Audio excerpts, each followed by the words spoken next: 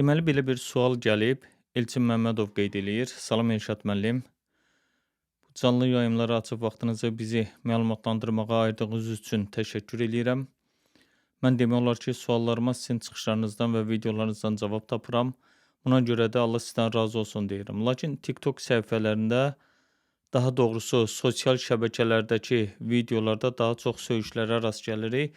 Uşaqlarımız da daha çox söyüş eşidirlər. Bu haqda İslamın mövqeyini izah eləyə bilərsinizmi?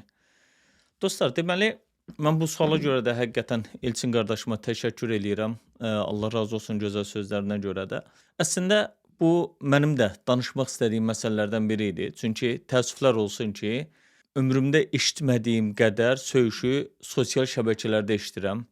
Həm şəxsimə qarşı, özümə qarşı, həm də müxtəlif videolarda bu cürə düşüncələrin, sözlərin şahidi oluram.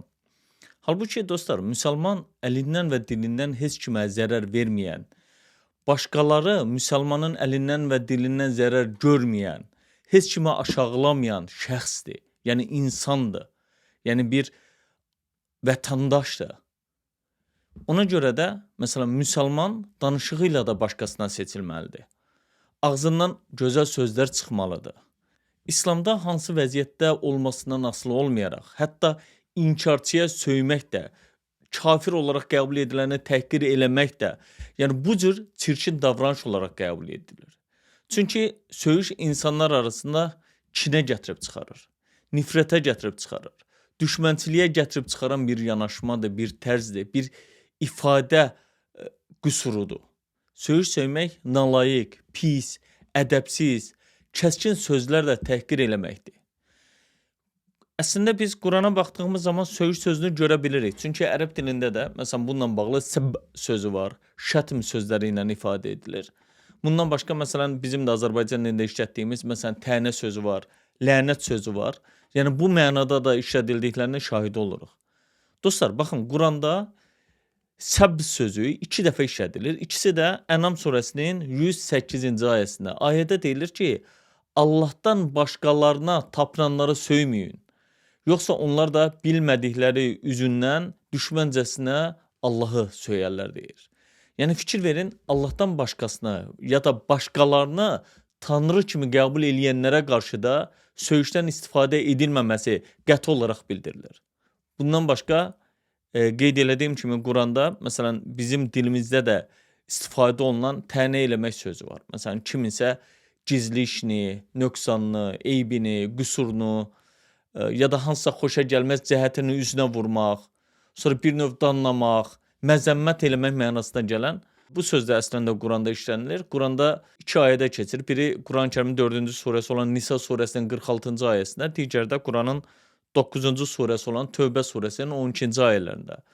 Ayələrdə də bu söz böhtən atmaq, sonra təhqir eləmək, yəni sözlə pisləmək mənalarında işlədilir. Ümumiyyətlə Allah bizdən pis sözlər deyil, əksinə xoş sözlər söyləməyimizi istəyir. Məsələn, Quran-Kərimin bilirsiniz ki, ən böyük surəsi Bəqərə surəsidir. Bəqərə surəsinin 293-cü ayəsindən baxsanız, Nisa surəsinin 8-ci, sonra 17-ci surə olan İsra surəsinin 23-cü ayələrindən baxsanız, oradan xoş söz deməyimiz tələb edilir. Yenə də məsələn Nisa surəsinin 5-ci ayəsində yaxşı nəsihətlər verməyimiz arzulanır. Yenə də Nisa surəsində 9-cu ayəsində düz söz danışmağımız tələb edilir, dəfələrlə həm də. Başqa ayələrdə də məsələn var, gözəl danışın, düzgün danışın, doğru danışın deyilir. Məsələn, Əhzab surəsinin 32-ci ayəsindən, 70-ci ayəsindən baxa bilərsiniz. Dostlar, maraqlıdır ki, Allah ikiyüzlü insanlarla əlaqəli də buyurur ki, onlara deyir, öyüd nəsihət ver. Özləri barəsində onlara təsir göstərə biləcək söz söylə. Nisa surəsinin 63-cü ayəsindən qeyd olunur. Hətta çox ciddi və maraqlı olan bir məsələ var. Düzdür, bu günlərin mövcud olan tərcümələrə görə onu qeyd eləyəcəm. Quranda bilirsiniz ki, zalim olaraq bəhs edilən bir Firon var. Hətta Fironun qarşısına göndərdiyi peyğəmbəri, elçisi Musaya da həmin o tərcümələrə görə deyir ki, onunla mülayim davran, onunla mülayim danış, onunla yumuşaq danış. Taha surəsinin 44-cü ayəsindən baxa bilərsiniz. Dostlar, ümumiyyətlə Allah pis dildən istifadə edilməsini sevmədiyini də bildirir. Bu da Nisa surəsinin 148-ci ayəsindən görə bilərsiniz. Buna görə də Quranın 24-cü surəsi var, Nur surəsi. Nur surəsinin elə 24-cü ayəsində qiyamət günü dünyada elədiklərimiz soruşulanda dillərimizin də bizə şahidlik edəcəyi bildirilir Rəbbimiz tərəfindən. Ona görə də dəyərli insanlar, əxlaqlı insanlar, biz yaddan çıxarmamalıyıq ki, insanı insan eləyən dili və dili ilə ifadə etdiklərinə uyğun olaraq davranışlarıdır. Məsələn, Quranın Bələd surəsi var. Bələd surəsində danışmaqla əlaqəli olaraq insana bir dil və iki dodaq bəxş edildiyi, nemət olaraq verildiyi bildirilir. Buna görə də danışığımızı, nitqimizi həmişə yaxşılıq yolunda sərf etməyimiz istənilir. Əxlaq, nəzakət qaydalarına uyğun olaraq işlətməyimiz buyurulur. Söyüş söymək də gözəl sözləri işlətdiyimiz dilimizə xələl gətirir. Bu cür sözlər, bu cür ifadələr işlətmək müsəlmana yaraşmaz. Heç Peyğəmbər də haqqı inkar eləyənlərə qarşı təhqir işlətməyib, pis söz deməyib, hətta ətrafındakıların demələrinə də imkan verməyib. Çünki Allah Quran-Kərimin 25-ci surəsi var. Furqan surəsinin 63-cü ayəsində özlərini bilməyən insanlar onlara sataşanda deyir, salam deyərək ötüb keçərlər. Yəni bunu baxa bilərsiniz. Həmin o Furqan surəsində çox gözəl şəkildə qeyd olunur. Çünki həqiqətən dillərini söyüşlə açmaq səviyyəli insanların ifadələri deyil. Onların bu cür sözlərinə qarşılıq vermək də düzgün deyil.